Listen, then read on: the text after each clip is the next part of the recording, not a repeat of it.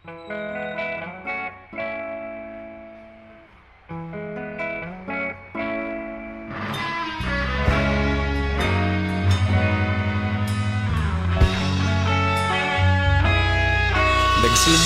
ang lahat sa eskwela, nagsama-samang 12, sa kalokohan at sa tuksuhan, hindi maawat sa isa't isa. Madalas ang standby sa cafeteria, isang barkada na kay saya. Laging may hawak-hawak na gitara, konting udyok lamang kakanta na. Kay simple lamang ng buhay nun, walang mabibigat na suliranin. Problema lamang laging kulang ang datong. Sana napunta ang panahon? Sana nga ba? Sana nga ba? Sana napunta ang panahon? Sana nga ba? Sana nga ba? Sana napunta ang panahon? Sa unang ligaw kayo'y magkasama, magkasabwat sa pambobola. Walang sikreto kayong tinatago, okay sarap ng samahang barkada.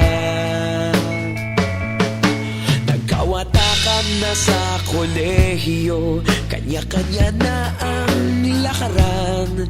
Kahit minsan na lang kung magkita, pagkakaibigay hindi nawala. At kung saan na napadpad ang ilan, sa dating eskwela meron din naiwan.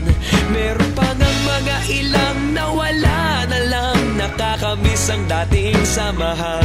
Sana nga ba? Sana nga ba? Sana nga bang barkada ngayon? Sana nga ba?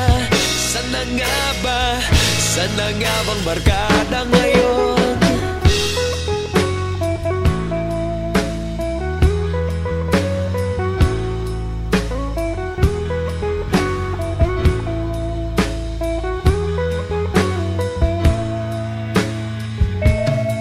Ilang taon din ang nakalipas, wala pa sa aming tatay na nagsusumikap upang yumaman at guminhawang kinabukasan. Paminsan-minsan kami nagkikita, mga naiwan at natira.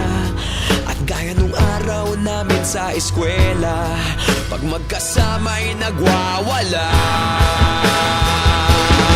Napakahirap malimutan ang saya ng aming samahan. Kahit lumipas ng ilang taon, magkabarkada pa rin ngayon. Magkaibigan, magkaibigan, magkaibigan pa rin